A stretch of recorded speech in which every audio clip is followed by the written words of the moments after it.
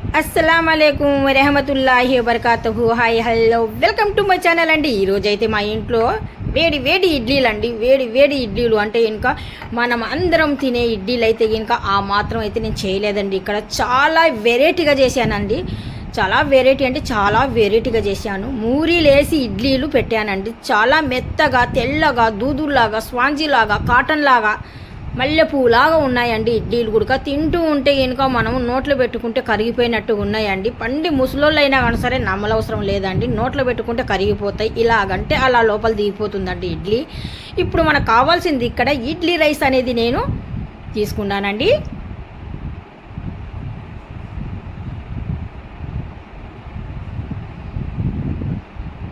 మనకు ఇడ్లీ రైస్ లేకి సరిపోయినట్టుగా నేను ఇక్కడ మినపప్పు గుడక తీసుకుంటున్నానండి. దబ్బ మినపప్పు అయితే తీసుకోలేదండో. ఇక్కడైతే నేను మన మినపప్పు తీసుకున్నాను. రౌండ్ షేప్లో ఉండే మినపప్పు తీసుకున్నానండి. రైస్ ఎంత తీసుకున్నామో దానికి ఒక వంతు మినపప్పు అయితే తీసుకున్నామండి. అంటే రైసు ఒక వంతు అయితే ఇంకా దీంట్లో పావు వంతు కన్నా ఇంకా సగమే తీసుకోవాలండి. రైస్ మనం ఎంత వేసామో మినపప్పు అంత అవసరం అయితే లేదండి. చాలామంది ఏమనుకుంటున్నారంటే మెత్తని దూదుల్లాగా రావాలా ఇడ్లీలు అనుకుంటే ఇంకా మినపప్పు ఎక్కువ వేస్తే మెత్తగా దూదుల్లాగా వస్తాయి అనుకుంటున్నారు. అలాగైతే అస్సలు రావండి. రాళ్ళలాగా గట్టిగా వస్తాయండి.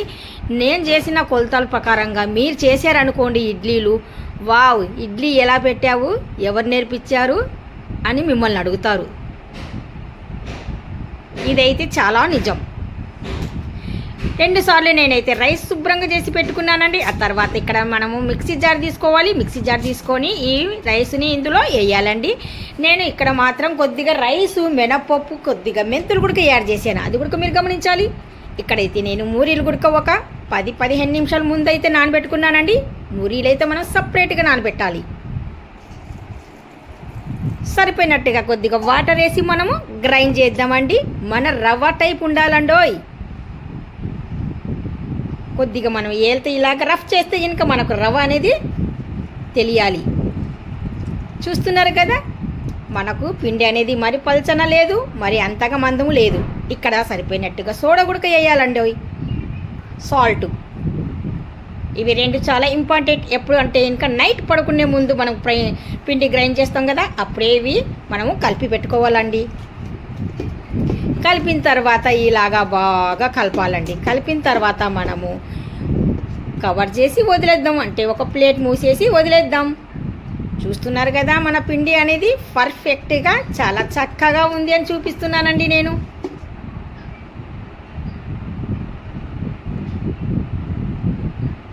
మీరు ఎక్కడైనా కానీ సరే స్కిప్ అయితే చేయకండి. అలా చూస్తూనే ఉండండి. మీ ఇడ్లీలు గుడక తెల్లగా మల్లెపూల్లాగా వస్తాయి. ఇక్కడ ఇడ్లీ పాత్ర అయితే తీసుకున్నానండి. మళ్ళీ నేనేమి సపరేట్గా అయితే ఇంకా కాయిన్ ఉంది కదా, సపరేట్గా బాయిల్ చేస్తే గ్యాస్ వేస్ట్. అందుకనేసి నేను ఇక్కడ ఏం చేస్తున్నాను, అడుగున నిమ్మ చెక్క గుడక వేసానండి. ఇడ్లీ పాత్ర అప్పుడప్పుడు వాటర్ వేసి బాయిల్ చేసేటప్పుడు ఇడ్లీ పాత్ర అడుగున మాత్రం బ్లాక్గా అయిపోతుంది. అందుకనేసి నిమ్మ చెక్కలు వేస్తే ఇంకా తెల్లగా ఉంటుంది మల్లెపూలాగా. అక్కడ కార్న్ గుడక వేసాను. కార్న్తో పాటు మనము ఇక్కడ కొద్దిగా కల్లుప్పు గుడక యాడ్ చేసాము, నిమ్మకాయ గుడక వేసాము. ఆ ఫ్లేవర్ గుడక ఆ కార్న్కి తగులుతుంది, ఇడ్లీ పాత్ర గుడక తగులుతుంది. ఇక్కడ మనకు 2 పనులు చక్కచక్క అయిపోతున్నాయి. చూస్తున్నారు కదా, మీరు గుడక మీ ఇంట్లో అలాంటివి ఏమన్నా ఉంటే కనుక బంగాళదుంపలు, కార్న్ అలాంటివి ఏమన్నా ఉంటే కనుక సపరేట్గా అయితే బాయిల్ చేయకండి. ఎగ్గుతో సహా మీరు అందులోనే వేసుకోవచ్చండి. ఇడ్లీ పాత్రలో మనం పెట్టేటప్పుడు అడుగున్న ప్లేస్ ఉంటుంది కదా, అందులో వాటర్ ఉంటుంది, అది బాయిల్ అవుతుంది కదండి.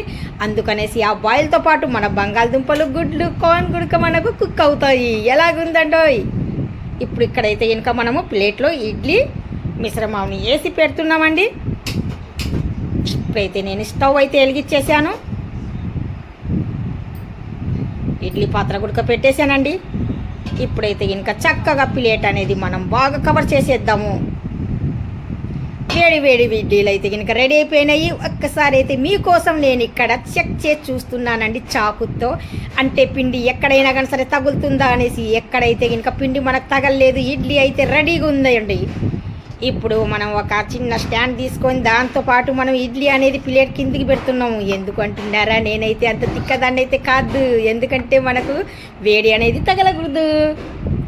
ఒక ప్లేట్ తీసుకున్నానండి. ఆ ప్లేట్లో దూదుల్లాంటి తెల్లని కాటన్ ఇడ్లీలు అయితే పెట్టేశానండి. ఇక్కడ మనము మూరీలతో చేసిన ఇడ్లీలు మెత్తగా దూదిల్లాగా ఉన్నాయి. ఇప్పుడైతే కనుక మీకోసం నేను ఒక ఇడ్లీ అయితే కనుక తీసి చూపిస్తున్నానండి.